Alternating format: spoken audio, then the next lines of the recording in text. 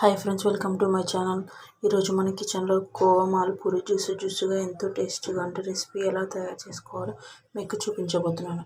ముందుగా పాకం కోసం స్టవ్ పైన గిన్నెను పెట్టుకొని ఇందులో 1 కప్పు వరకు పంచదార, అలాగే 1 కప్పు నీళ్ళను వేసుకోండి. పాకం అంతా బాగా కరిగి పంచదార అంతా పూర్తిగా కరగాలి. ఇప్పుడు ఇందులోకి 2 ఇలా పాకం అనేది మరుగుతున్నప్పుడు ఒక 2 ఇలాచీ వేయండి. ఇది మనకి తీగ పాకం రావాల్సిన అవసరం లేదు. ఇలా 2 మినిట్స్ మరిగించుకోండి. ఇప్పుడు పూరి కోసం ఒక మిక్సింగ్ బౌల్ని తీసుకుందాం. అందులోకి 1 కప్పు వరకు గోధుమ పిండిని వేసుకుందాం. 1/4 కప్పు వరకు మైదాని తీసుకుందాం. ఇందులో కొంచెం సాల్ట్ వేసి, ఇక్కడ నేను కొంచెం బెల్లం తీసుకుంటున్నాను. మీరు దీనికి బదులుగా షుగర్ సిరప్నైనా యూజ్ చేయొచ్చు. నేనైతే బెల్లం యూజ్ చేస్తున్నా. ఇలా వేసుకోవాలి. ఇప్పుడు చేతితో కానీ లేకపోతే మిక్సర్తో కానీ మొత్తం కలుపుతూ కొంచెం కొంచెం నీళ్ళను పోసుకుంటూ ఉండలు కట్టకుండా బాగా కలుపుకోండి. ఇక్కడైతే నేను 2 కప్స్ పట్టాయి నాకు వాటర్. ఇలా ఉండలు లేకుండా బాగా నీట్గా కలుపుకోండి.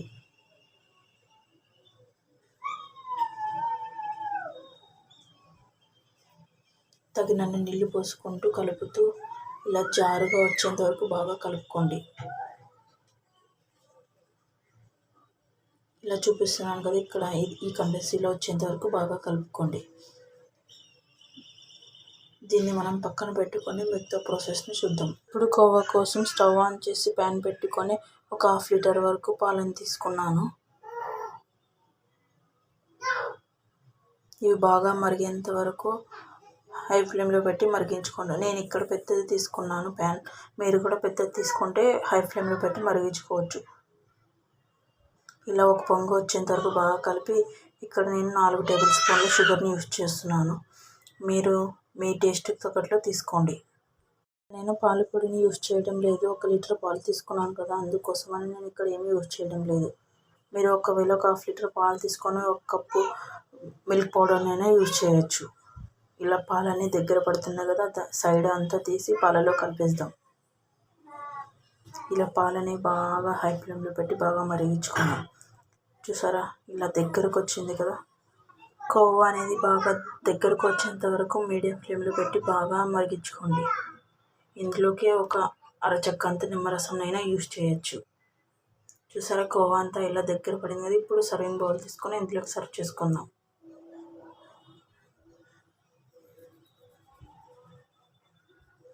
మన ఛానల్ సబ్స్క్రైబ్ చేసుకోండి ఫ్రెండ్స్.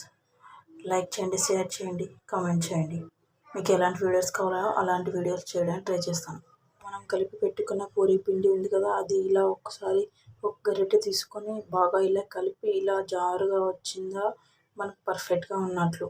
లేదా గట్టిగా ఉంటే మీరు కొంచెం నీళ్ళు పోసైనా కలుపుకోవచ్చు. పక్కన డీప్ ఫ్రైకి సరిపడా ఆయిల్ని పోసుకొని ఇందులోకి 1 గంట ఇలా వేసుకోండి. గంటి చొప్పున వేసుకొని ఇలా పూరీ రెడీ చేసుకుందాం. ఇలా వేసుకున్న పూరీని అదే ఆయిల్లో నుంచి అదే పైకి పొంగుతుంది. మనం ఏమీ కలపాల్సిన అవసరం ఏమీ లేదు. ఇలా వచ్చిన దాన్ని కొంచెం ఆయిల్ పైన వేస్తున్నట్లు అంటూ ఉంటే పైన కూడా బాగా పొంగుతుంది. ఇది ఒకసారి ఇలా టర్న్ చేసుకోండి.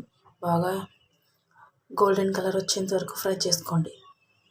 ఇలా ఉన్నదాన్ని కొంచెం ఆయిల్ అంతా తీసేయండి. ఇలా జాలిగంటలోనూ పట్టుకొని ఉంచండి.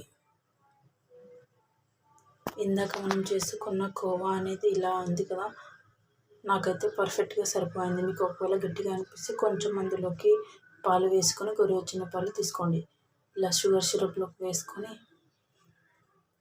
పూరీ అనేది షుగర్ సిరప్లోకి వేసుకొని ఇలా 2, 3 కానీ వేసుకొని ఇలా ఒకటి తర్వాత ఒకటి ఇలా చేసుకొని ఒక ప్లేట్లోకి తీసుకొని,